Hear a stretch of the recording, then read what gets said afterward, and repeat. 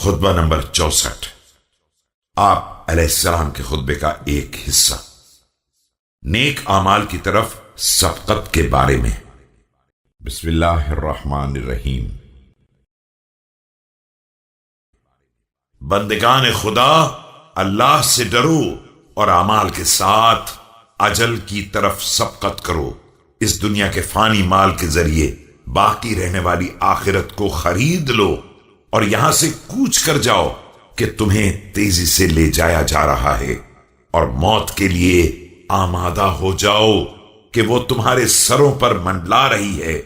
اس قوم جیسے ہو جاؤ جسے پکارا گیا تو فوراً ہوشیار ہو گئی، اور اس نے جان لیا کہ دنیا اس کی منزل نہیں ہے تو اسے آخرت سے بدل لیا، اس لیے کہ پروردگار نے تمہیں بیکار نہیں پیدا کیا ہے اور نہ مہمل چھوڑ دیا ہے۔ یاد رکھو کہ تمہارے اور جنت و جہنم کے درمیان اتنا ہی وقفہ ہے کہ موت نازل ہو جائے اور انجام سامنے آ جائے، اور وہ مدت حیات جسے ہر لحظہ کم کر رہا ہو اور ہر ساتھ اس کی عمارت کو منہدم کر رہی ہو، وہ قصیر المدت ہی سمجھنے کے لائق ہے، اور وہ موت جسے دن اور رات دھکیل کر آگے لا رہے ہوں اسے بہت جلد آنے والا ہی خیال کرنا چاہیے۔ اور وہ شخص جس کے سامنے کامیابی یا ناکامی اور بدبختی آنے والی ہے اسے بہترین سامان ہی مہیا کرنا چاہیے۔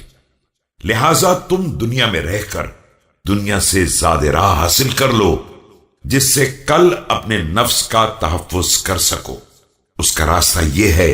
کہ بندہ اپنے پروردگار سے ڈرے، اپنے نفس سے اخلاص رکھے، توبہ کو مقدم کرے، خواہشات پر غلبہ حاصل کرے، اس لیے کہ اس کی اجل اس سے پوشیدہ ہے اور اس کی خواہش اسے مسلسل دھوکہ دینے والی ہے،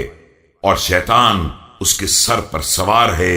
جو معصیتوں کو آراستہ کر رہا ہے تاکہ انسان مرتکب ہو جائے، اور توبہ کی امیدیں دلاتا ہے تاکہ اس میں تاخیر کرے، یہاں تک کہ غفلت اور بے خبری کے عالم میں موت اس پر حملہ آور ہو جاتی ہے۔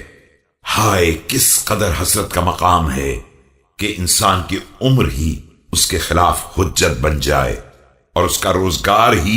اسے بدبختی تک پہنچا دے۔ پروردگار سے دعا ہے کہ ہمیں اور تمہیں ان لوگوں میں قرار دے جنہیں نعمتیں مغرور نہیں بناتی ہیں، اور کوئی مقصد اطاعت خدا میں کوتاہی پر آمادہ نہیں کرتا ہے،